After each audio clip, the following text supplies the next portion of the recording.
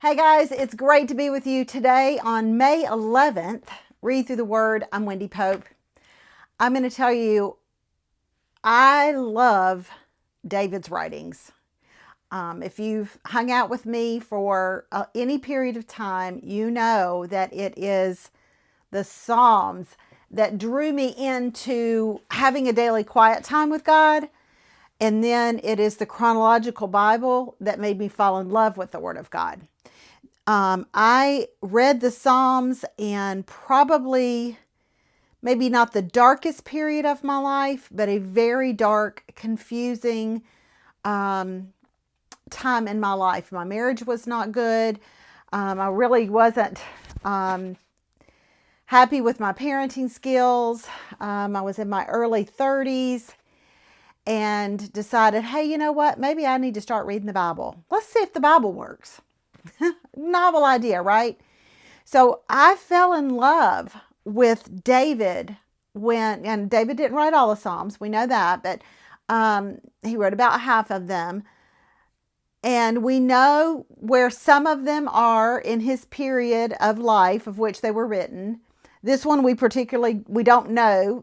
It's unassigned to a period of time, but you can imagine, we just got out of David's life. We can imagine that this was put in any time period of his life. But there are some Psalms that I particularly identify with.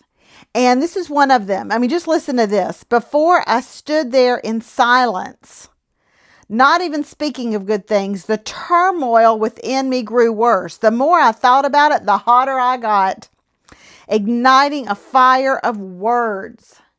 And then what does he do? Lord, remind me. He goes right into his ignited words in a conversation with the Lord, addressing the Lord.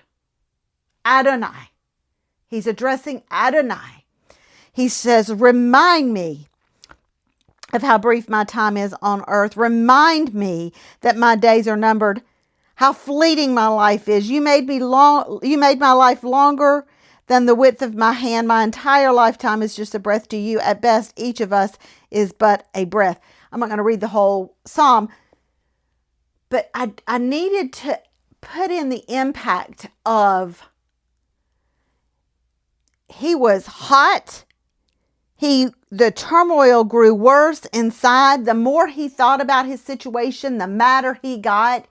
And he took it straight to God, anger and turmoil and it all. He took it to God. He took it to God.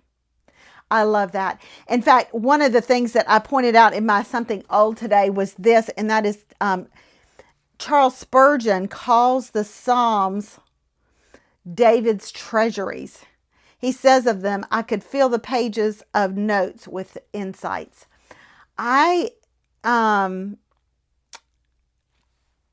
And I encourage you to look up Treasury of David and look at Spurgeon's teachings on the Psalms.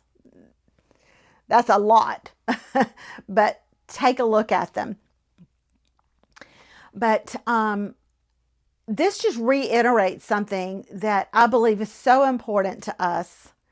And Paul even reminds us in his writings to the Philippian churches, think on the things that are lovely, that are true, that are right, that are praiseworthy.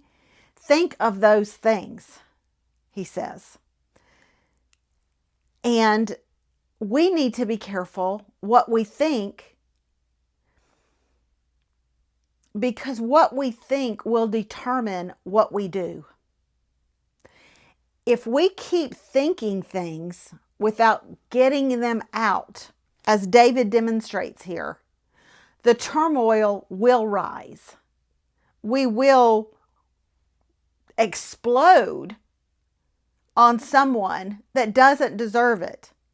Maybe explode on someone we feel does deserve it, but we act very ungodlike and Christ-like, and we lose any credibility we had with them as a witness for Christ. So we've got to realize the power of our thoughts We also have to realize the power of our silence, because silence can be deadly to our soul, to our emotions, to our mental state, to our spiritual state. The silence can bring just as much turmoil sometimes as to our lives and to the situation that we're involved in as an explosion of our words, giving somebody a fire hose full of our words. But we also need to understand the power of our prayer. David was getting it all out with God. And he ends the psalm with, "Hear my prayer, O Lord. Listen to my cries for help. Don't ignore my tears, for I am your guest, a traveler passing through, as my ancestors were before me. Leave me alone so I can smile again before I am gone and exist no more." So you're wondering, how is he wrapping this up? Is he still upset with the Lord? He says, leave me alone. He definitely feels the attacks are from the Lord. And again, we don't know when this period is. It could be a direct result of what he did with Absalom, what he did with Bathsheba, the prophecy that Nathan spoke of him and over his family. Certainly there was going to be turmoil in his family and in his life after all of those events.